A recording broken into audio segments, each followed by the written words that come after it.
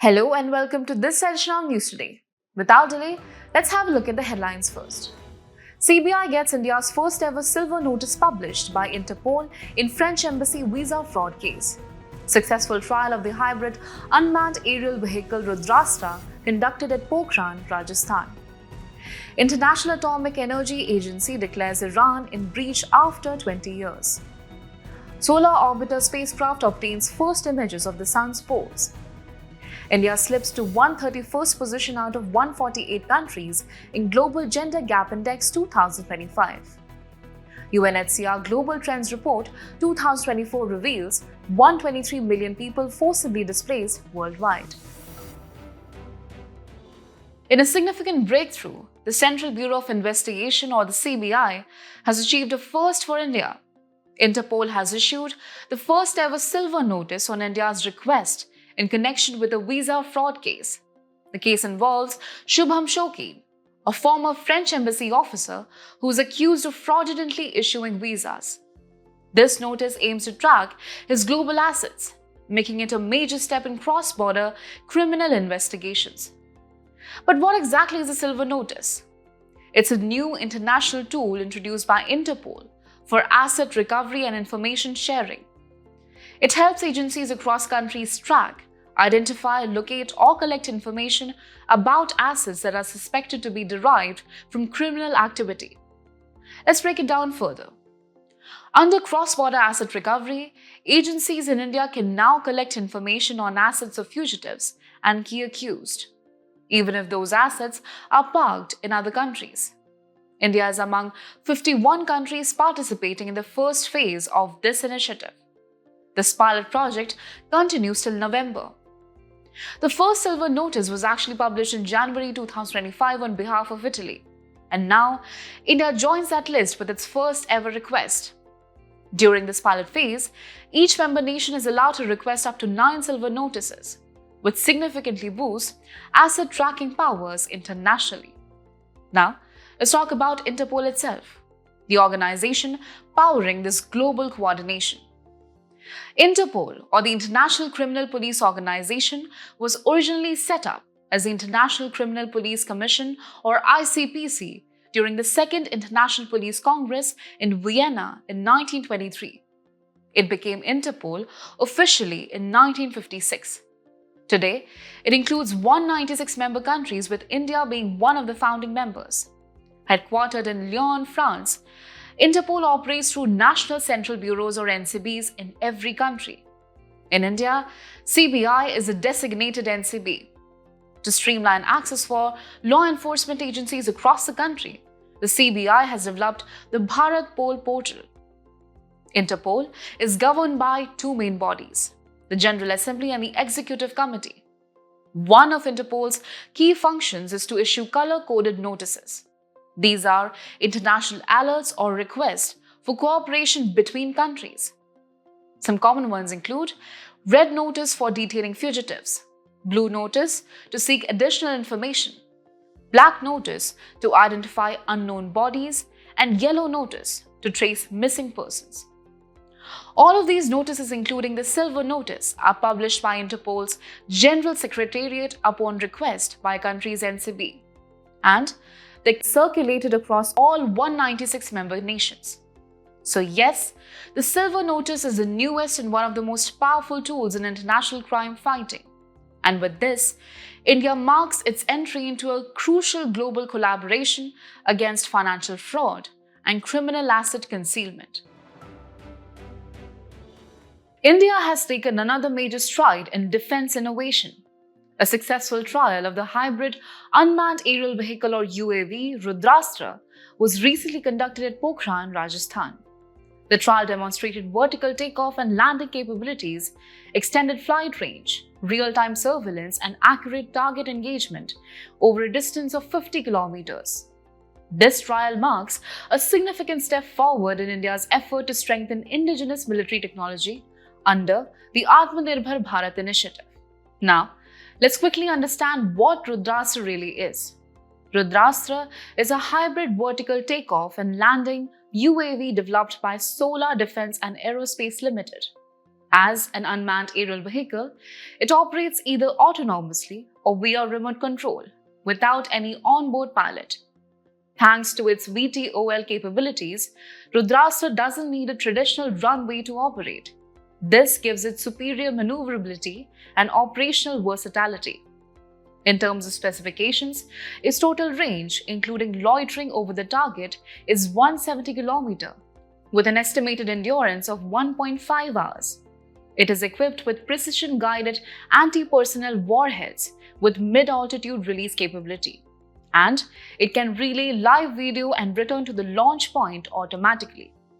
Now, to place Rudrastra in a broader context, it helps to understand how UAVs are classified. According to the Drone Rules 2021, UAVs in India are categorized based on their weight. These include nano drones, which weigh up to 250 grams, micro drones ranging from 250 grams to 2 kilograms, small drones between 2 and 25 kilograms, medium drones from 25 to 150 kilograms, and large drones, which weigh more than 150 kilograms. They're also classified based on the structure of the lift surface.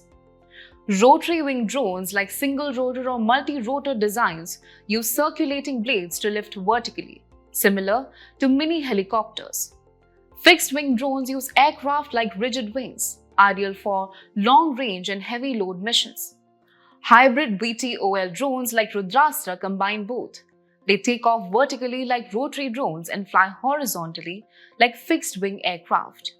So, Rudrastra stands at the intersection of these categories, offering versatility, stealth, and precision all in one indigenous platform. With this success, India not only boosts its operational capabilities, but also showcases its growing technological self-reliance in next-generation warfare tools. In a significant development, the International Atomic Energy Agency has officially censured Iran after nearly 2 decades, declaring the country in breach of its nuclear non-proliferation commitments. The resolution was passed with the support of 19 out of 35 members of the IAEA Board of Governors. It was moved by France, UK, Germany, collectively known as the E3, along with the United States. This move follows a recent IAEA report stating that Iran has stockpiled enough 60% enriched uranium to potentially produce 9 nuclear bombs. The breach has raised international alarm, and the matter may now be referred to the United Nations Security Council, which holds the authority to reimpose sanctions under the 2015 Nuclear Deal framework. Now, what is the 2015 Nuclear Deal? The Joint Comprehensive Plan of Action, or JCPOA, was signed in 2015 between Iran and the P5+1 group, comprising China, France, Germany, Russia, UK, and the US. The agreement aimed to limit Iran's nuclear activities in exchange for sanctions relief. However, the deal began to unravel after the US unilaterally withdrew from it in 2018. Since 2019, Iran has repeatedly breached the agreement's terms, particularly the uranium enrichment cap, and has curtailed cooperation with the IAEA. The JCPOA was endorsed by the UN Security Council through Resolution 2231 in 2015. Under the agreement, Iran had agreed to restrict uranium enrichment and allow regular inspections by the IAEA under the Nuclear Non-Proliferation Treaty. In return, the EU, UN, and US had committed to lifting various sanctions, including bans on weapons and nuclear technology. Amid these escalating tensions, Israel has launched Operation Rising Lion, targeting Iranian nuclear and military facilities. This move underscores the growing regional instability and international concerns over Iran's nuclear ambitions. In a groundbreaking development, the Solar Orbiter spacecraft has captured the first ever images of the Sun's poles, marking a significant milestone in solar research. This incredible feat was made possible due to the tilted orbit of the Solar Orbiter, which has now opened a new window into understanding the Sun's magnetic field, solar cycle, and much more. To give you a quick background, the Solar Orbiter is a joint solar mission between the European Space Agency, or ESA, and NASA, launched back in 2020. The primary objective of this mission is to take close-up images of the Sun, observe solar winds, and importantly, study the Sun's polar regions. Now, let's understand why these polar views matter so much. These are the first ever direct views of the Sun's poles, which help improve our understanding of the solar cycle. At present, our models are still unable to accurately predict when and how powerfully the Sun will enter its most active phase, also known as the solar maximum.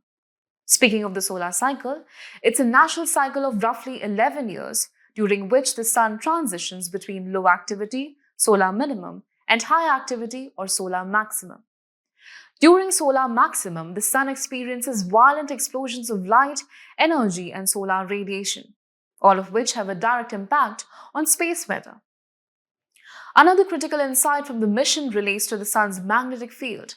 Measurements have shown that both north and south polarity magnetic fields are present even at the Sun's south pole during solar maximum. In fact, the Sun's magnetic poles flip roughly every 11 years, adding further complexity to its behavior. Additionally, imaging spectrographs aboard the solar orbiter have been able to track the movement of particles, specifically in the form of solar winds and solar storms, as they move away from the Sun's equator. This tracking capability is crucial for improving space weather forecast, which impact satellite communication and even power grids on Earth. Before we wrap up, let's also take a look at other key solar missions undertaken by various countries.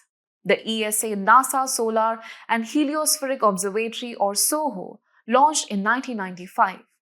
The NASA Parker Solar Probe launched in 2018, which became the first spacecraft to touch the Sun's corona. China's Advanced Space-Based Solar Observatory or ASOS launched in 2022. India's Aditya L1 mission launched in 2023, and the upcoming NASA Punch mission, short for Polarimeter, to unify the corona and heliosphere, scheduled for 2025. With that, the solar orbiter continues to shine light quite literally on the darkest, least explored regions of our Sun. Moving on, India has slipped to the 131st position out of 148 countries in the Global Gender Gap Index 2025, as per the 19th edition of the World Economic Forum's Global Gender Gap Report. This marks a drop of 2 positions from India's rank of 129th in 2024. India's overall gender parity score stands at 64.4%, which is among the lowest in South Asia. In contrast, Bangladesh has emerged as the best performer in the region, jumping 75 ranks to reach the 24th position globally. Overall, the report notes that no country in the world has achieved full gender parity. Iceland has retained its top spot for the 16th consecutive year, followed by Finland, Norway, the United Kingdom, and New Zealand. The global gender gap has improved modestly from 68.4% in 2024 to 68.8% in 2025, but at the current pace, it will take 123 years to achieve full parity worldwide. The Global Gender Gap Index evaluates countries across 4 key dimensions. In terms of economic participation and opportunity, India's performance has improved marginally in absolute terms. The parity in estimated earned income has risen, and the economic participation rate improved by 0.9 percentage points, reaching 40.7%.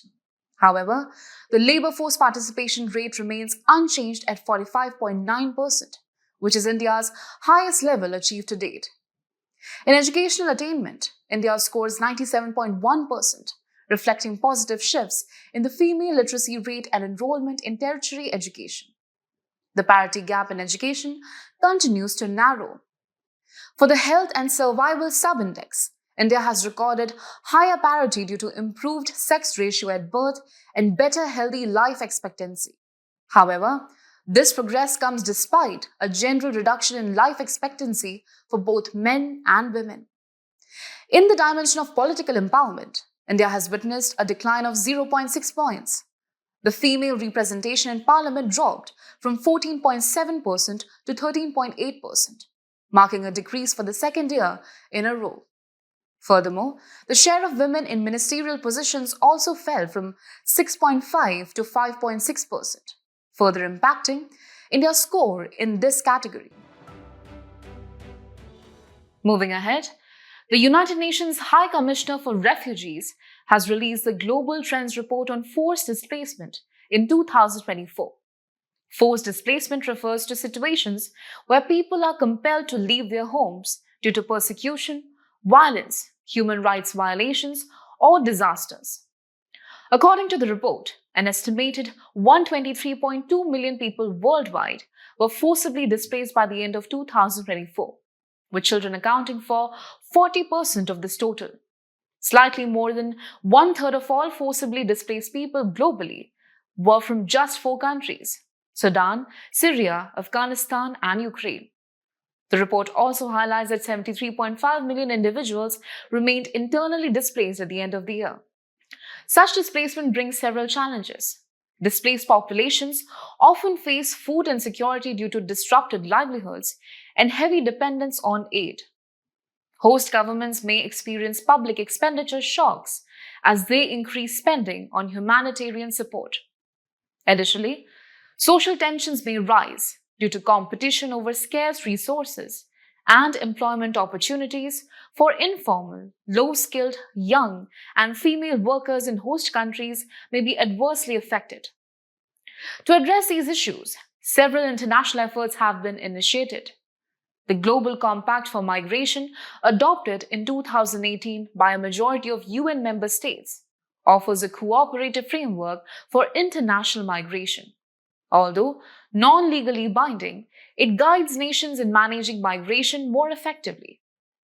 Another key initiative is the Global Program on Forced Displacement, launched by the World Bank in 2009, aimed at improving the development response to displacement crisis.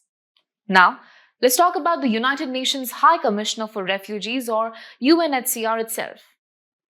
The UNHCR is headquartered in Geneva, Switzerland, and was established by the United Nations General Assembly in 1950. Its core mission is to protect the rights of people forced to flee from their homes due to conflict and persecution. For its efforts, the agency has received the Nobel Peace Prize twice, in 1954 and again in 1981. In today's Personality in News, we will talk about Sriman Sankardev. Recently, renowned Indian classical dancer Sonal Man Singh was honored with Srimant Shankaradeva Award, one of Assam's highest cultural honors. Srimant Sankardev was a 15th century saint reformer born in Alipukhuri, located in the Nagaon district of Assam. He was a pioneer of the Ekasarana Dharma, a new Vaishnavite movement that emphasized devotion to Lord Krishna. His contributions were vast and impactful. He composed the Kirtana Ghosha, a devotional scripture in Assamese, focusing on the glorification of Lord Krishna, and Gunamala, a condensed version of the Bhagavata Purana. He introduced Ankiya Nat, a one-act play combining dance, music, and storytelling.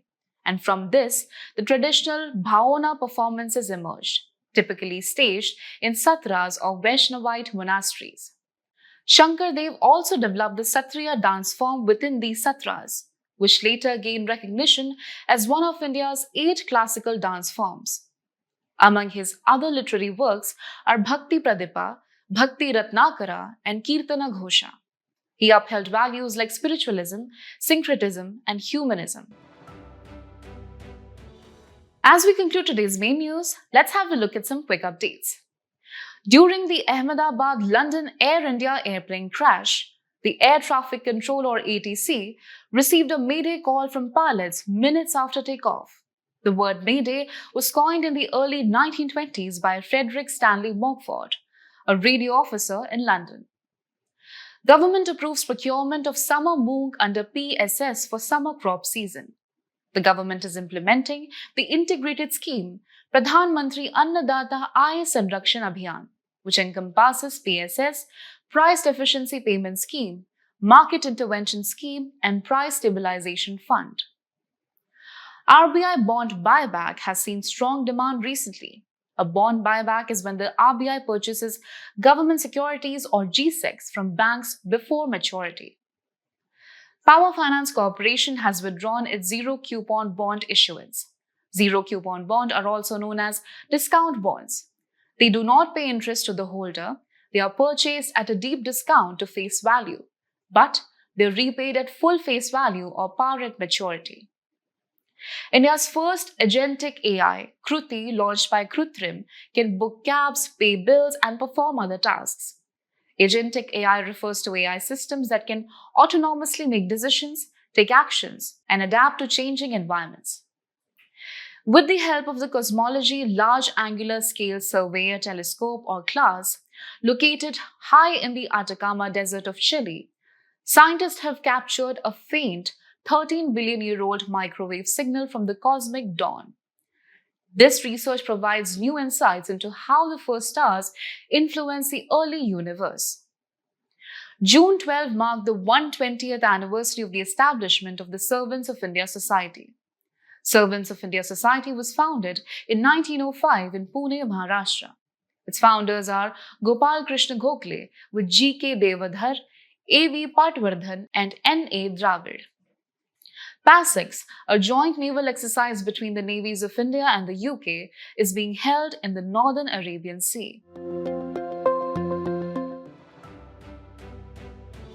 Before we sign off, let's challenge your understanding in today's installment of Test Your Learning.